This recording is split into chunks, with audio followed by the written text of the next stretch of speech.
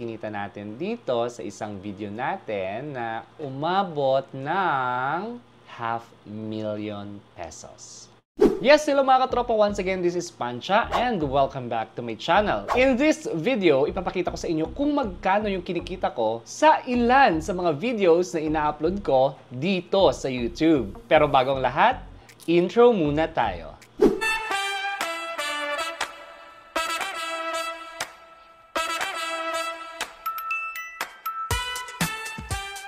Panoorin nyo lang ng buo ang video ito dahil magbibigay ako ng tips along the way sa ating video kung paano mo din ito ma-achieve ang ganitong kita. At sa mga bago pa lamang dito sa aking channel ay huwag kalimutang i-hit ang subscribe button at ganoon din ang notification bell para ma-notify ka sa mga susunod na mga videos na aking i-upload. As we all know, bumabalik na din ang mga content creators dati dito sa YouTube na sinubukan ang kanilang swerte sa paggawa ng mga contents sa Facebook world. And sad to say, medyo may mga ilang hindi pinalad. May mga ilan din na na-monetize successfully pero bumalik pa rin dito sa YouTube dahil maliit lamang yung kita nila sa Facebook. Yung advantage kasi ng YouTube, mas malaki kasi dito yung bigayan kumpara doon sa Facebook. Unless kung napakaganda naman talaga ng mga videos na ina-upload mo doon sa platform sa kabila or patok na patok yung mga ina-upload mong contents doon sa Facebook. Syempre, maraming mga manonood, maraming mag-i-engage sa'yo, mataas yung kita. Anyways, disclaimer lang po. I made this video not to brag about my income or salary here in YouTube. Dahil alam ko na may marami pang channels dito na may mas malaki pang kinikita kesa sa akin. But this is to inspire you that this platform will surely change your life. And i-clarify ko lang, siguro mga at least 3 videos lang, 3 selected videos lang yung ipapakita ko sa inyo, yung views at kita nila. And after ko ipakita, pagkatapos magbibigay ako ng tips kung paano nyo din ma-achieve or kung paano mo din posibleng makamit ito. Wow. Okay, tama na ko da. And let's G! Sarah G. Okay, i-open muna natin ang browser. Then, i-search ang YouTube Studio. Ayan. I-tap lang yung site ng YouTube Studio. Then, make sure nakalagin ang account niyo dito. Okay, nandito na tayo sa aking dashboard. Tapos, punta tayo sa Analytics at i-select natin yung mga top performing videos in terms of revenue. Okay. First video na pipiliin natin ay ito. Ayan. Ito yung views niya, pero yung kinita niya since it was uploaded ay ganito na. Wow! Ayan. At nakakuha din siya ng ilang mga subscribers. Next, yung isa ko ding video na kumita ng mga more than 500,000 pesos. Wow! Since it was uploaded. But before that, ibibigay ko muna sa inyo yung first tip kung paano ma-achieve ang ganitong kita. Tip number 1. Ang sikreto, nasa thumbnail mo. Alam nyo ba na ang kita sa YouTube ay nakasalalay din sa pag-click ng mga viewers sa inyong video? Kasi in every video na pinapanood niyo dito sa YouTube, meron munang ads na lumalabas. After nyo maklik or matap yung video at lumalabas ito bago nyo mapanood yung content. Bakit nila clinic yung video? Bakit? Bakit? Bakit nila clinic yung video? Kasi maganda ang pagkakagawa ng thumbnail. Alam nyo ba maraming magagandang contents dito sa YouTube? High quality. Pero konti lang yung views. Kasi nga, hindi effective yung ginawa niyang thumbnail. Worse, basta na lang talagang in-upload ito at di man lang ginawan or nilagyan ng thumbnail. Siguro kasi tinamad. Wow ha, sa akin pa talaga nanggaling yun ha. Pero sa iba, okay lang sigurong gawin yan. Especially kung isa tayong artista or isang sikat na personalidad. Pwede pa yan kahit walang organized thumbnail. Pero hindi eh. So dapat kasi sa iyong thumbnail ginagawa, dapat matingkad yung kanyang kulay. Para agaw attention talaga. Then, dapat catchy din yung text na gagamitin na at least 3 to 5 letters. Oh, sorry. Words. 3 to 5 words. Letters! So, dapat maximum of 5 words lang. At medyo malaki din. At huwag ilagay dito sa lower right portion para hindi matabunan ng timer. Tapos napansin ko, based sa aking experience, mas maganda din kapag meron siyang facial expression sticker para agaw atensyon talaga. Ganun. So, out of curiosity, i-click talaga nila yan. Buti pa yung thumbnail. Nag-click. How about yung relationship nyo? Mas maraming video na maklik dahil sa magandang thumbnail, mas maraming ads ang mapapanood, mas malaki ang kita. Gets? Alright, next video ko na may magandang performance ay ito. Okay, ito yung views niya at ito naman yung kinita niya. Charan!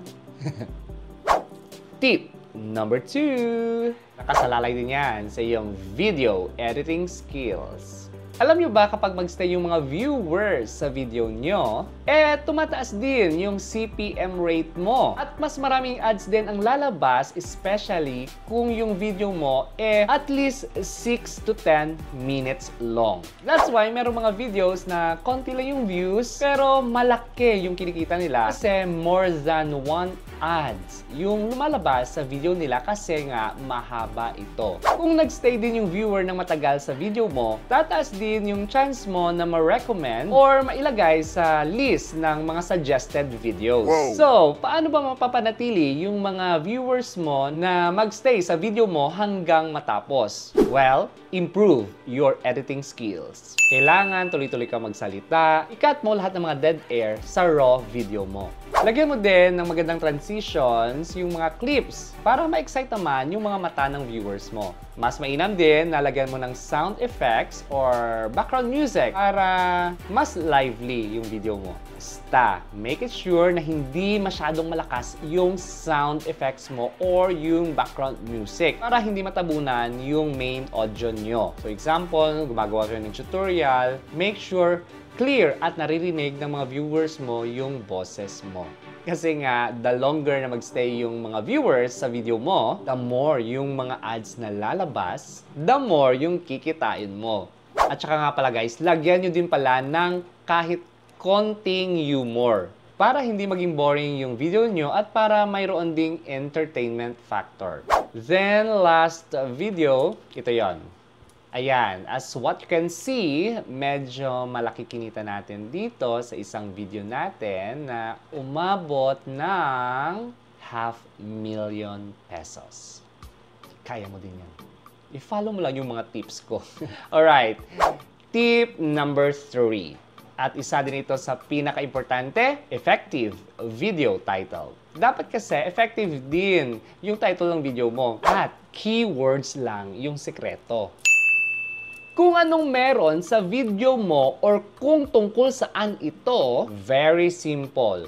Yun din yung ilagay mo sa title mo. Kung ang video mo or content ay tungkol sa kung paano kumita ng pera online, wala nang patumpik-tumpik pa, yan din yung ilagay mo sa title ng video mo. Ako sa aking channel, ang mga titles ng mga videos ko na ina-upload, naka-all caps yan lahat. Kasi para sa akin, iba talaga yung dating kapag nakikita ko yung title ng video, naka-all caps. Para di ka mahirapan sa pagbuo ng title at para ma-predict mo din yung kung anong videos yung hinahanap talaga ng mga viewers mo, ay gamitin mo itong feature na inspiration. Isa ding tool na makikita sa analytics nyo sa inyong YouTube studio. Diyan mo makikita kung ano yung mga keywords or titles na on demand at yung mga keywords or titles na merong mataas na searchable rate. At ito pa guys, importante. Yung title ng video at yung thumbnail mo ay magkakambal yan. Huwag kang gumawa ng thumbnail tungkol sa paggawa ng kaldereta kung ang title mo naman ay tungkol sa kung paano magluto ng arroz caldo. Very self-explanatory, yun lang. Simple lang yan. Dapat kung ano yung nabasa at nakita nila sa thumbnail mo ay dapat related doon yung title mo. Kahit hindi sila magkatugma, basta related sila. So example, yung title mo paano kumita ng pera online, dapat yung thumbnail mo din kumita ng pera online or mga tips kung paano kumita ng pera online, mga ganon. Simple. Huwag mong pahirapan, dude, yung sarili mo. Kasi pag sinearch nila yung keywords na katulad sa title mo, ilalabas din dyan, of course, yung mga suggested videos. Then, bilang kasabwat, yung thumbnail mo na ang bahalang bumingwit sa kanila. Yung thumbnail mo na yung bahala sa susunod na atake. Kaya, gandahan mo ang paggawa nito. Then, gaya nga ng sinabi ko sa tip number 1, pagkatapos nito, tataas ang kita mo dahil klinik nila ang video mo. And again, papasok yung kita, then repeat the cycle. Ikot-ikot lang. Ang ibinigay kong tips ay parang isang cycle lang. At ikaw lang bahala kung paano mo ito laruin. Good luck sa iyo, katropa, and for sure, kapag finalo mo or nag-gets mo ang 3 tips na ibinigay ko sa iyo, baka mas malaki pa yung kikitain mo kesa sa akin. Dahil alam ko din na nagliliyab na sa iyong damdamin ang malakas na dedikasyon at pagpursigi. And I hope naliwanagan ka na sa kung anong susunod na atake ang iyong gagawin. Good luck, katropa! And that's all for today, mga katropas. Thank you so much for supporting Fantastic Channel, ang channel na nag-upload ng mga tutorial videos tungkol sa YouTube and Facebook monetization, affiliate marketing, travel vlogs, at nagbibigay ng mga basic tips kung paano ninyo mapaunlad o mapalago ang inyong small business online. Bye-bye!